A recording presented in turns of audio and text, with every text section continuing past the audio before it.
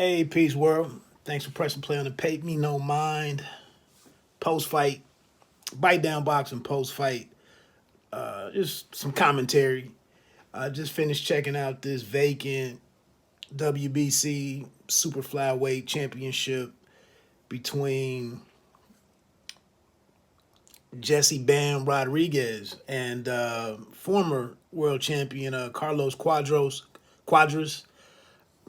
I said this before a while back when watching Lomachenko fight Richard Comey, who a lot of us may not have, we may not have had a lot of regard for Comey, as an elite lightweight and whatnot. But just the boxing that we saw, the boxing display that we saw put on display by Lomachenko was just phenomenal boxing.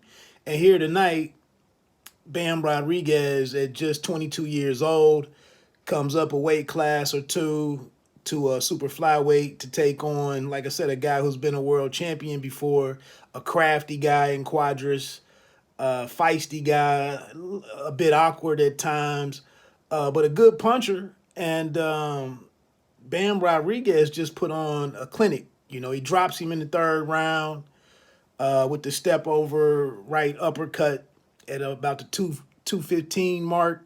His nose was bloodied up in the first and the second round while he was winning the round and whatnot. And that's a testament to Cuadras just being pretty heavy-handed, very busy hands the whole night.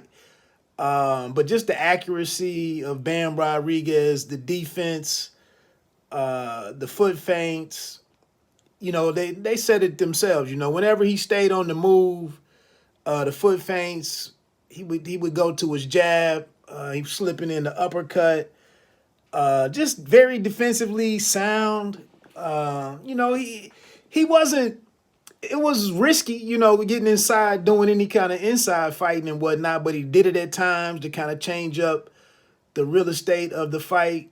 But just some beautiful boxing, man. His defensive responsibility, going from his offense back into his defense. It was a couple times because Cuadras kind of throws some shots off rhythm or something, or he's just kind of an awkward guy. Because when he was just trying to box with him, a lot of punches were landing on Jesse's arms and gloves. Jesse was doing beautiful with getting in the shell from time to time. Sometimes he's with the high guard. Just a very versatile kid, just well schooled. It's some beautiful stuff, man. I mean, I've seen him fight a couple of times, and was aware of what how good he was, and I thought he had a good chance of being successful tonight. But definitely not that one sided. Cuadras again gets up in the third round and continues on.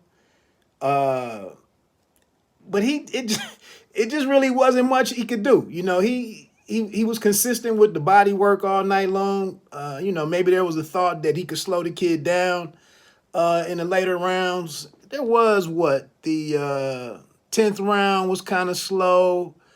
Cuadras, after being down in the third, he comes back and has a great 5th round, also very live in the 7th round.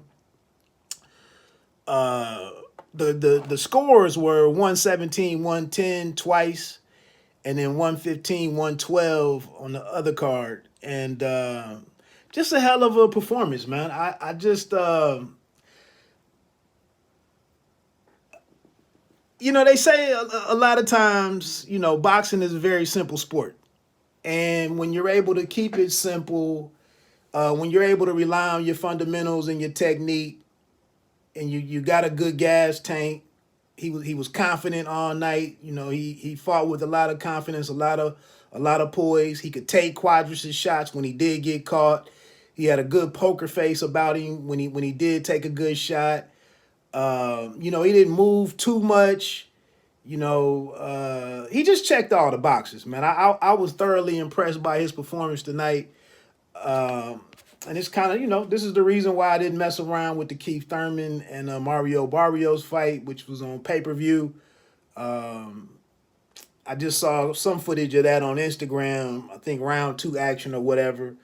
But I was very confident that this was going to be a very entertaining fight. So it worked for my budget and what I'm doing right now. So I just watched this one, and I'm quite pleased. I think it was a star-making performance. That he did say after the fight that he thought he would stick around at super flyweight and explore what possibilities are there. Hell of a fight, man. All the way around.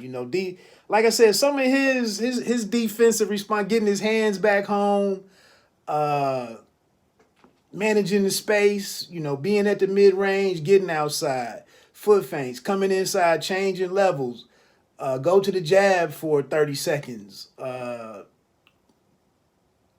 stepping over, turning, getting to angles, power shots. That was another thing. Like I said, the accuracy earlier. I was just doing some rough estimation as they were showing some of the numbers. I saw he was hovering around 45%, in the mid 40s with his power punches. Hey, and Cuadras isn't really. Cuadras is a crafty guy, a scrappy guy, tough guy. But he gets a little. He loses his technique. He gets a little wild. He takes his risk. He's a pretty good fighter, but he is a little worn at this point. He has been not stopped out. I mean, stopped a couple of times. Been in a lot of wars throughout the years with the best in the division, and so on and so forth. But he gave a game effort most of the night. He just couldn't, do anything against the kid's defense. And then when he did land some good shots, the kid took them pretty well.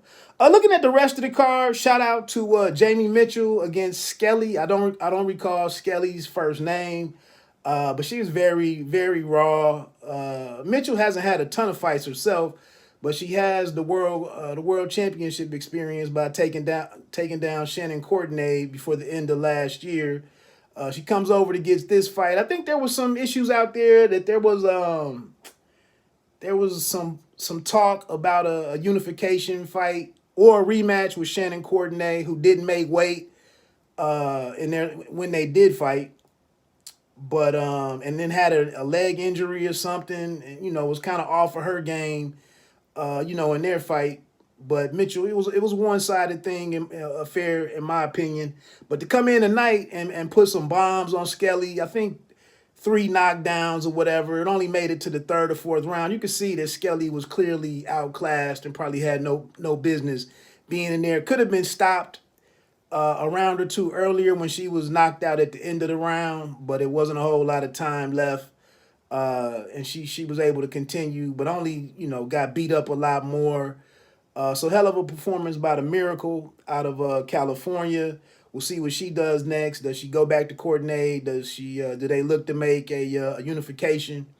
I think they're 118 pound division on the women's side. So good showing for her. Ray Ford got away with he probably should have took a loss. He probably should have had an L tonight against Edward Vasquez. And that's what the thing, like I said, sometimes you can just do the basic things very good and fight, use your technique, your fundamentals, and be sharp, have a good gas tank. Maybe you get that victory, but he just seemed to, get pushed back all night long. Didn't land a lot of big shots. Didn't land many shots that deterred. Vasquez. Vasquez was landing the heavier shots the majority of the fight, pressuring him, and making it his fight. I just didn't like the body language that I saw from Raymond Ford, even when he fell behind. I didn't see him really dig deep or change things up much. And like I was saying yesterday on the video, kind of previewing the fights, he was one of the last American prospects standing for Matchroom. And, even Eddie Hearn came out and said the night after the fight that he thought Vasquez won the fight. But he did say he was more, even if Ford would have edged it out, the cards themselves, as wide as they were a joke. You know, if they only credited Vasquez for winning 2 rounds out of 10, you know, that was horrible.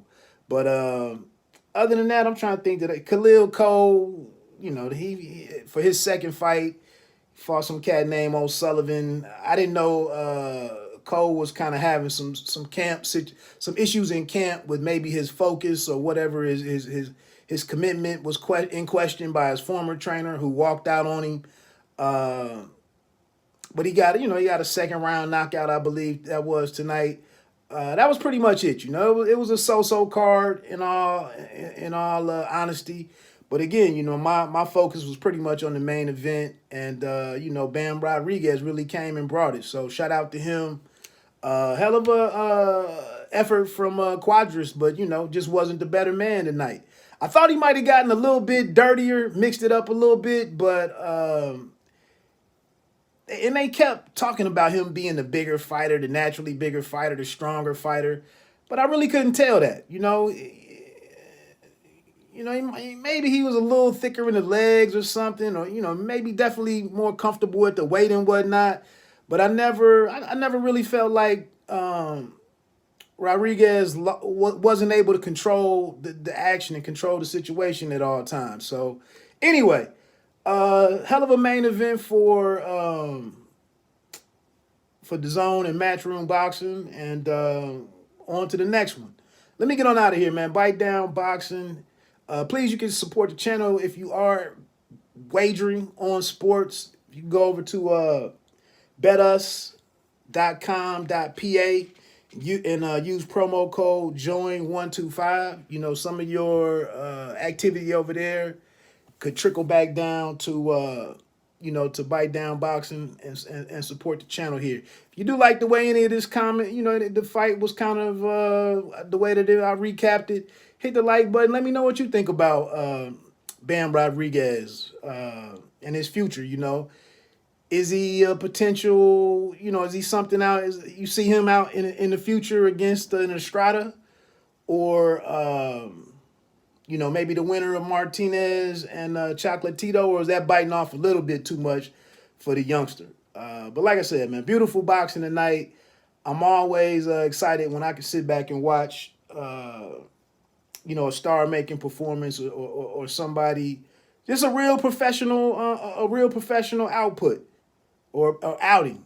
Some of these guys want to come in here with doing a lot of extra stuff and really just do the fundamentals and have a good gas tank. Be able to take a punch, be able to adjust, be able to go through the phases of a fight, and fight smart down the stretch, but still deliver. And I think that's what both of those guys did. And, salute to Jesse Bam Rodriguez, the new and still undefeated super flyweight, WBC super flyweight champion of the world, Bam Rodriguez. I'm out. Peace.